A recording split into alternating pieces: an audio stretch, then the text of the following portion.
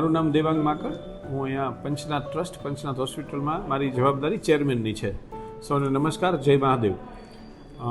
21 જાન્યુઆરીએ 2026ના રોજ પંચનાથ હોસ્પિટલને 5 વર્ષ પૂર્ણ થયા.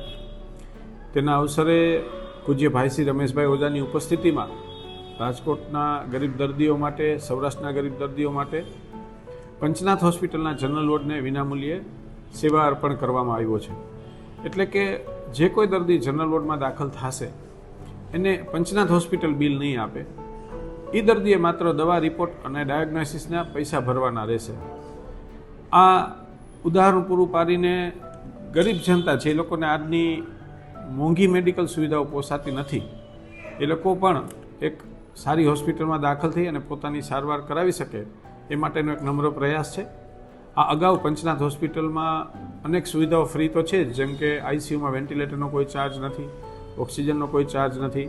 એટલે કે આઈસીયુના તમામ મશીનરી તમામ દર્દીઓ માટે ફ્રી છે.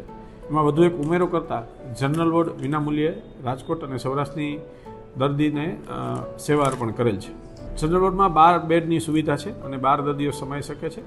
ગઈકાલે જાહેરાત કર્યા પછી અત્યારે જ ફૂલ થઈ ગયો છે. અને એવું નથી હોતું કે અમે કોઈને ના પાડી, પણ અમારા પ્રયત્ન રહેશે બને એટલા દર્દીઓની વધુમાં વધુ સેવા થાય. અત્યારે પંચનાથ હોસ્પિટલમાં કુલ 53 ડૉક્ટર આવે છે. એમાં ફિઝિશિયનથી માંડીને, ઓર્થોપેડિકથી માંડી, જનરલ સર્જનથી લઈએ, આંખના ડૉક્ટર લઈએ, નાક કાન ગળા ENTના ડૉક્ટર લઈએ, ગાયનેક ડૉક્ટર લઈએ, ન્યુરો સર્જન લઈએ, સ્પાઇન સર્જન લઈએ, સ્કિનના ડૉક્ટર લઈએ. તમામ પ્રકારના ડૉક્ટરો અહીંયા ઉપલબ્ધ છે. પંચનાથ હોસ્પિટલનું સૂત્ર છે કે ભાઈ, દવાથી મટે તો અમારે ઇન્જેક્શન નથી આપવું, ઇન્જેક્શનથી મટે તો અમારે તમને બાટલો નથી ચડાવવો, બાટલો ચડાવવાથી તમારો રોગ મટી જાય તો અમારે તમને દાખલ નથી કરવા, અને દાખલ થવાથી જો તમે સાજા થઈ જાઓ તો અમારે ઓપરેશન નથી કરવું.